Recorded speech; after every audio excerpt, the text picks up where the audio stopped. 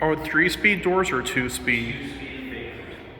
Oh, that's a service elevator. We'll just get this one. Oh, sure.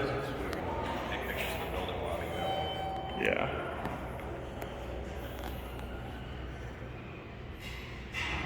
Yeah, so these were originally Westinghouses. You can actually see the controller. Unfortunately, they come around with a select-o-matic now.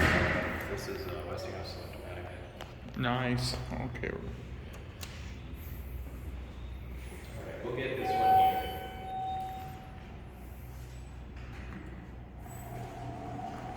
Oh, this is a nice elevator. Oh, I don't remember how many floors are in here, but I think it's like 10. The cabs were sort of remodeled. I can tell, yes. At least since I was first here, like 5 years ago. My Focus is just not doing its thing anymore. My phone's slowly starting to become like that too. Well, it's just that a lot of it's the lighting and stuff. Ow. I just realized that's not a nice corner. Right here, sharp. I see. So 12, they might still have that water fountain out there. Is that fast leveling, dude? They might. There used to be a water fountain here.